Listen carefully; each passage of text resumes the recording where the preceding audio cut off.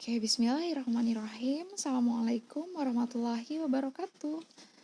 Apa kabar teman-teman? Semoga semuanya dalam keadaan sehat dan bahagia. Amin. Baik, melanjutkan materi minggu lalu, hari ini kalian akan belajar perbandingan senilai dan berbalik nilai. Apa sih perbandingan senilai dan berbalik nilai itu? Sebelumnya Ibu ingatkan lagi ya, bahwa definisi perbandingan adalah membandingkan dua besaran yang sejenis, ya. Artinya harus memiliki satuan yang sama. Jika satuannya belum sama, maka harus disamakan. Oke, lanjut. Di sini ada dua jenis perbandingan. Yang pertama adalah perbandingan senilai. Perbandingan senilai adalah perbandingan dengan dua unsur besaran yang memiliki nilai yang sama atau senilai. Jadi konsep logika yang digunakan adalah berbanding lurus. Jadi bila satu unsur bertambah, maka unsur lainnya juga ikut bertambah. Begitupun sebaliknya. Contoh yang Ibu buat di sini adalah banyaknya jeruk dalam kilo. Jika di sini jeruknya 1 kilo, maka harganya 15.000. Jika jeruknya 2 kilo, maka harganya 30.000. Begitupun seterusnya ya. Jika jeruknya makin banyak, maka harganya juga semakin tinggi atau semakin besar. Gitu ya. Jadi kalau variabel satu variabel naik, maka variabel lainnya mengikuti. Itulah yang dinamakan berbanding lurus. Satu variabel naik, variabel lainnya juga ikut naik atau bertambah. Oke, kita lanjut. Di sini ada contoh soal harga 5 buku 7.500. Berapa harga 8 buku tulis?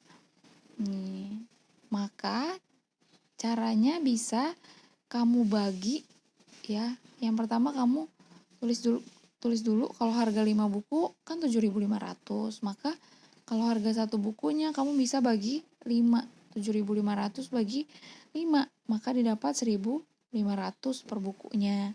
Yang ditanya adalah harga 8 buah buku.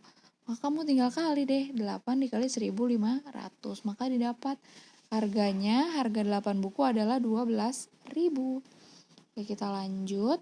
Di sini ada cara kedua. Yang pertama kamu kelompokkan banyaknya buku dengan harga.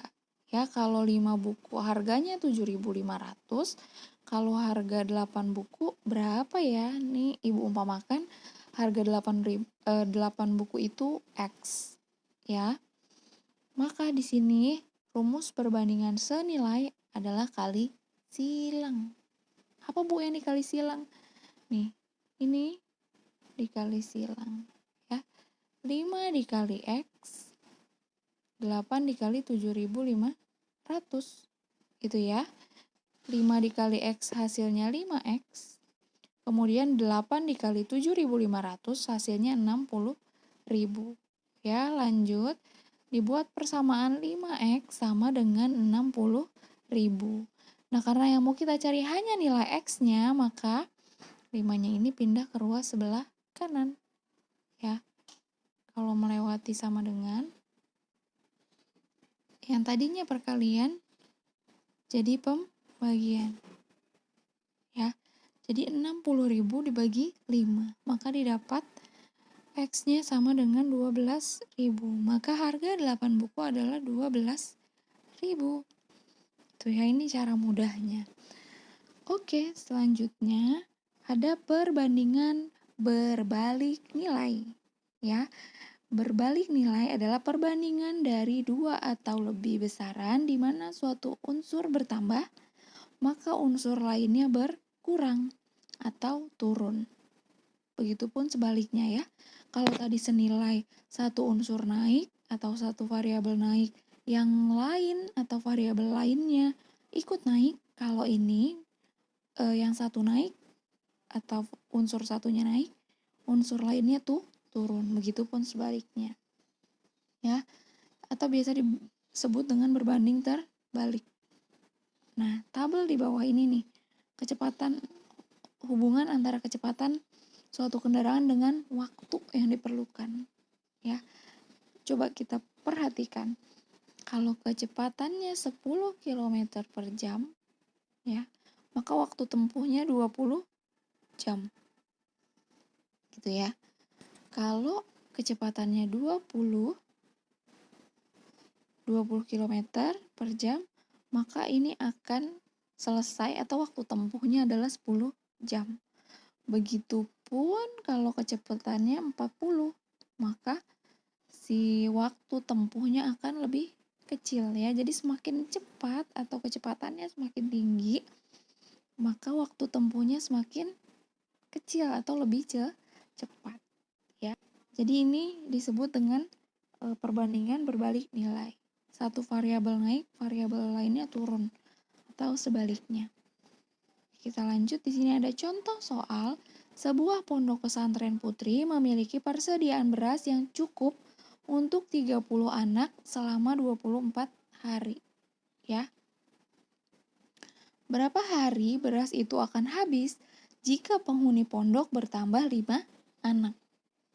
Oke, kalian tulis dulu. Yang pertama, banyaknya anak itu 35.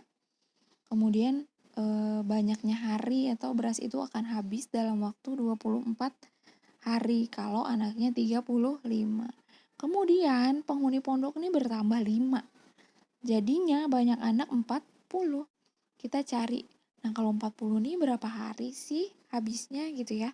Di sini diumpamakan X gitu. Nah, kalau tadi rumus untuk perbandingan senilai itu kali silang, kalau untuk yang berbalik nilai ini atas kali atas bagi bawah ya. Jadi di sini atas kali atas tuh berarti 35 dikali 24 dibagi 40 ya. X sama dengan 35 dikali 24 dibagi 40. Maka hasilnya 840 dibagi 40. Maka didapat 21. Yang berarti persediaan beras akan habis dalam waktu 21 hari. Oke. Terima kasih yang sudah mengikuti belajar matematika hari ini. Semoga apa yang Ibu sampaikan bisa kalian pahami dan bisa kalian terapkan gitu ya. Nanti kalau ada perhitungan-perhitungan di kehidupan sehari-hari. Jika sudah paham, silakan lanjutkan dengan mengerjakan tugas yang ada di web setara.kemdikbud.go.id. Terima kasih. Wassalamualaikum warahmatullahi wabarakatuh.